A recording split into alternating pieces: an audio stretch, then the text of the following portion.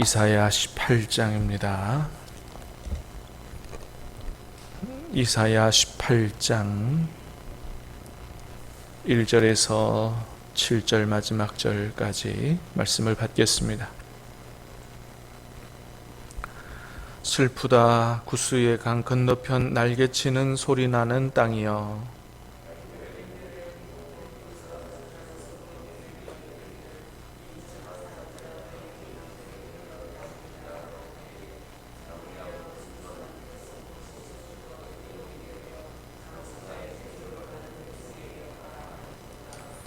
세상의 모든 거민 지상에 사는 너희여, 산들 위에 기치를 세우거든 너희는 보고 나팔을 불거든 너희는 들을지니라.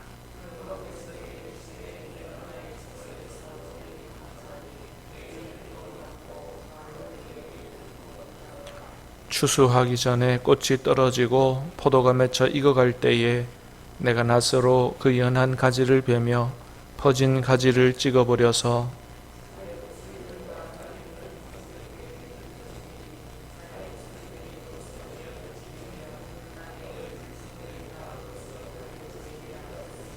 같이 읽습니다.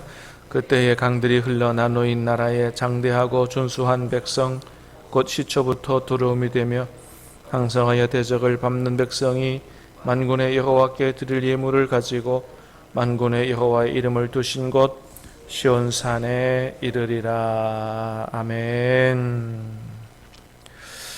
오늘 말씀은 구스에 대한 예언의 말씀인데요. 구스는 지금의 아프리카 대륙에 있는 이디오피아죠.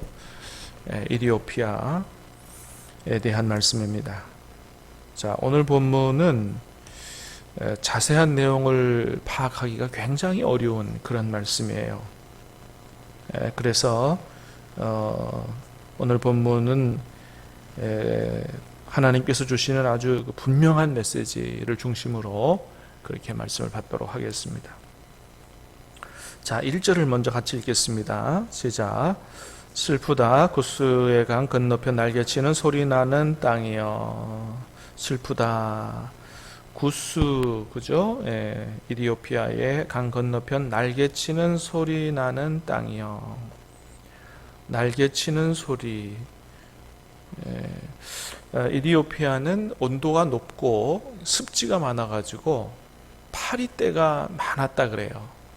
그래서 그 파리떼가 한번 같이 날개를 치며 울면, 이렇게 날개를 치면 소리가 나겠죠. 이제 그것을 비유로 해서 지금 계속해서 그 아수르 제국이 땅을 넓혀가는, 그러니까 지금 남하해서 계속해서 뭐 블레셋이라든지 애굽이라든지 이런 땅들을 점령해 나가고자 해서 남하하는 이러한 아수르 제국의 그 이제 아수르 제국을 막아내고자 하는 그런 남쪽 지역 나라들의 그 동맹, 반아수르 동맹에게서 관해서 지금 계속 그 배경이 우리 7장부터 이어온 그런 배경입니다. 그래서 이때 당시에 원래는 이 이디오피아는 지금도 보면 이집트의 밑에 있죠. 근데 사실은 밑에 있는 게 아니고 이제 위에 있는 것입니다. 그러니까 우리가 볼 때는 밑에 있는 거지만 그 강이, 나일 강이 저쪽 밑에서부터 위로 애굽 쪽으로 흘러가기 때문에, 그 지중해로 흘러가기 때문에 그 이디오피아 쪽이 더 낮은 쪽이 더 높은 곳으로 그렇게 보면 되겠습니다. 그래서 그 이디오피아가 애굽의 이집트의 밑에 있는데, 위에 있는데, 이때 당시는 이디오피아가 애굽을 점령하고 있는 상태입니다. 자, 그래서 이제 위쪽의 나라들이 무너지면 곧바로 애굽으로 들이닥치는, 그러니까 이디오피아로 들이닥치는 이런 상황이기 때문에 남쪽으로 내려오는 아수르를 막아내기 위해서 군사들을 부지런히 준비하는 이런 모습을 이디오피아 땅에 날개치는 파리떼의 모습으로 그렇게 지금 설명을 하고 있는 것입니다. 자, 2절 말씀 시작. 갈대 배를 물에 띄우고 그 사자를 수로로 보내며 이르기를 민첩한 사자들아 너희는 강들이 흘러 나누인 나라로 가되 장대하고 준수한 백성 곧 시초부터 두려움이 되며 강성하여 대적을 밟는 백성에게로 가라 하는도다. 자, 갈대 배를 물에 띄우고, 갈대는 애굽에 많았죠, 그죠? 그래서 모세도 이제 갈대 상자에 이렇게 넣어서 이렇게 나일강에 흘려보내고 그랬지 않습니까? 자, 근데 이제 그때 당시에 애굽을 이디오피아가 점령하고 있었다 그랬죠? 자, 그래서 갈대로 만든 배들을 띄우고 그 사자를 수로로 보내며, 이 사자들을 어디로 보내는 거죠? 이르기를 민첩한 사절들아 너희는 강들이 흘러 나누인 나라로 가되 장대하고 준수한 백성 곧 시초부터 두려움이 되며 강성하여 대적을 밟는 백성에게로 가라 하는도다. 자, 이제 문제는 뭐냐 하면 지금 요 나라 강들이 흘러 나누이고 장대하고 준수한 백성, 자, 이 나라가 어떤 나라인지를 분명히 알기가 어렵다는 거예요.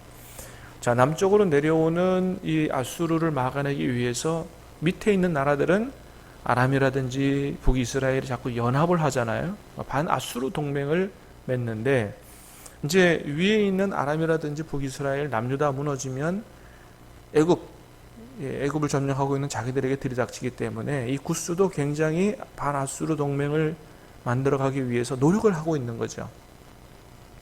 그래서 사절들을 보내는데 이 나라로 가라. 근데 이 나라가 어딘지를 잘 모른다. 여러 설이 있습니다. 이 나라가 강들이 나누인 나라이기 때문에 애굽 같은 경우는 맨 끝에 가서 강들이 나누어지죠. 그래서 그거를 이제 델타 지역이다, 삼각주 지역이다 이렇게 되는데, 애굽은 당시 이디오피아에 점령당하고 있었기 때문에 그 나라로 사절을 보낸다. 이거 말이 안 되는 거죠. 어떤 사람은 아수르다. 티그리스강, 유프라테스강, 강들이 나누인 나라가 아수르다. 이런 얘기를 하는데, 아수르를 대적하기 위해서 아수르로 사절들을 보낸다. 이것도 말이 안 되는 소리고, 어떤 사람은 이 반아수르 동맹의 얘기를 듣고 유대는 아수르에게 도움을 요청하는 친아수르적인 정치적인 노선이었기 때문에 아수르의 유대가 사절을 보낸다. 이것도 정확하게 그렇다르게 보기가 어렵고 참 어렵습니다. 자, 그런데 오늘 본문에서 더 중요한 말씀이 있다 이렇게 보여집니다. 4절입니다. 시작. 여호와께서 내게 이르시되 내가 나의 처소에서 조용히 감찰함이 죄인은 일광 같고 가을 더위에 운무 같도다. 아멘. 자, 하나님께서 이런 말씀하세요. 자, 내가 어떤 하나님인 줄 아느냐? 이런 하나님이다 이렇게 말씀하신다는 거죠. 어떤 하나님이라고 말씀하세요? 내가 나의 처소에서 조용히 감찰함이 죄인은 일광 같고 가을 더위에 운무 같도다. 한마디로 말하면 나는 나의 처소에서 조용히 온 세상을 감찰하는 하나님이다 이런 뜻이에요. 굉장히 중요한 말씀이죠. 자, 우리 하나님 어떤 분이라고요? 하나님께서 계신 곳에서 온 세상을 조용하게 감찰하고 계시는 분이다. 그러니까 뭔가 지금 우리가 기도해도 막 열심히 기도해도 뭔가 기도 응답이 빨리 이루어지지 않는다고 해서 하나님이 안 계신 게 아니라는 거예요. 하나님은 지금 조용히 온 세상을 보고 계시면서 하나님의 때에 이루시려고 감찰함에 기다리신다는 것입니다. 죄를 짓는데도 불구하고 뭔가 하나님의 심판이 떨어지지 않아요. 그렇다고 해서 하나님이 안 계신 게 아니다. 어떻게 하고 계신다고요? 조용하게 감찰하고 계신다. 조용하게 감찰하고 계시는 하나님. 하나님의 뜻을 하나님의 때에 이루기 위하여 기다리시며 타이밍을 보고 계시는 하나님. 그래서 마치 쬐이는 일광 같고, 뭐라 그랬어요? 이 쬐이는 햇빛 같고 가을 더위에 운무 같도다. 여기 운무라고 하는 것은 구름이죠. 구름인데 히브리어로 보면 탈이라고 하는 말인데 이슬입니다. 이슬. 그러니까 하나님의 조용히 감찰함이 뭐와 같다고요? 햇볕과 같고 이슬과 같다. 햇볕과 이슬은 이스라엘의 농사에 있어서 생명과 같습니다. 생명과 같아요. 그러니까 햇빛이 많고 이슬이 많을수록 열매는 더 잘 익는 것이죠. 여러분, 열매가 더 잘 익으면 추수가 빨라질까요? 늦어질까요? 빨라지죠. 그러니까 이거와 같다는 거예요. 하나님이 조용히 감찰하시는 게 뭔가 하나님께서 역사가 늦어지는 게 아니고 오히려 뭐예요? 하나님의 역사가 빨라지는 그러한 신비한 섭리가 있는 거다. 자, 그래서 5절에 그렇게 말씀하세요. 5절 6절 시작. 추수하기 전에 꽃이 떨어지고 포도가 맺혀 익어갈 때에 내가 낫으로 그 연한 가지를 베며 퍼진 가지를 찍어버려서 산의 독수리들과 땅의 들짐승들에게 던져주리니 산의 독수리들이 그것으로 여름을 지내며 땅의 들짐승들이 다 그것으로 겨울을 지내리라 하셨습니다. 자, 하나님의 조용히 감찰함이 햇볕 같고 이슬 같으니 그 하나님의 신비한 섭리 가운데서 반드시 추수하는 때가 온다는 거예요.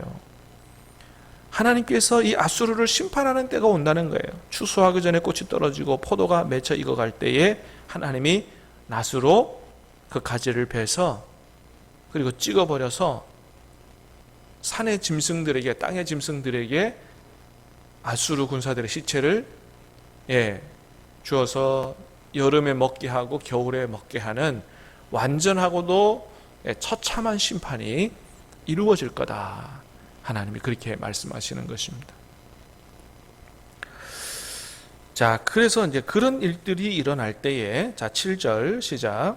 그때에 강들이 흘러 나누인 나라에 장대하고 준수한 백성, 그 시초부터 두려움이 되며 강성하여 대적을 밟는 백성이 만군의 여호와께 드릴 예물을 가지고 만군의 여호와 이름을 두신 곳 시온산에 이르리라. 아멘. 자, 이 나라가 어떤 나라인지 모르지만은 그러나 하나님께서 하나님의 때에 역사하시는 것을 보고 나서 어떤 결과로 이어진다고요? 하나님 앞에 경배하는, 예물을 드려 경배하는 이런 일들이 이루어진다라고 하는 것입니다. 여러분, 그렇습니다. 우리가 때로 믿음이 좀 연약한 사람들은 하나님께서 기도하면 응답한다라고 해서 열심히 기도했는데 응답이 없어요. 그러면 헷갈리기 시작합니다. 정말 하나님이 계시는 게 맞느냐, 이런 의심을 품기도 하고, 내가 이런 죄를 졌는데 하나님께서 심판하시지 않고 징계하시지 않는 걸 보니까 하나님이 안 계신 게 아니냐, 이렇게 생각하는 분들도 있습니다. 자, 그런데 자, 우리 하나님 어떤 분이시라고요? 조용하게 감찰하고 계신 분이고, 그 감찰함이 하나님의 때에 반드시 응답하거나 심판하시는 그런 결과를 가져온다. 그걸 보게 되면 어떻게 해요? 정말 하나님은 살아계시고 오늘 말씀처럼 조용히 감찰하시는 이런 살아계신 하나님이신 것을 알게 되고 하나님께 경배하게 되는 그런 일들이 있게 된다라고 하는 것이죠. 사랑하는 여러분, 오늘 저와 여러분은 우리 하나님이 어떤 하나님이신 것을 다시 한번 정확히 알고, 안 계신 게 아니고 졸거나 주무시는 게 아니고 조용히 감찰하시고 모든 것을 다 바라보시며 하나님의 때를 기다리시는 이런 하나님인 것을 기억하고, 우리도 하나님 앞에서 바른 믿음을 가지고 인내하면서 그렇게 주님 의뢰하고 살아갈 수 있게 되기를 주님의 이름으로 축복합니다. 기도하겠습니다. 은혜로우신 주님, 감사합니다. 오늘 아침 참 어려운 말씀이지만 그러나 오늘 말씀 가운데서도 우리 하나님이 어떤 하나님이신 것을 깨달아 알 수 있도록 은혜를 주신 걸 감사합니다. 모든 것을, 온 세상을 조용히 바라보시며 하나님의 때에 역사하시는 하나님이신 것을 깨달아 알고, 아버지 하나님, 우리가 언제나 믿음과 인내를 가지고 하나님을 소망하며 그렇게 믿음으로 살아갈 수 있도록 도와주시옵소서. 오늘 우리 기도도 주님께서 연락하시고 하나님의 때에 반드시 응답하실 줄로 믿습니다. 감사합니다. 예수님의 이름으로 기도하옵나이다. 아멘.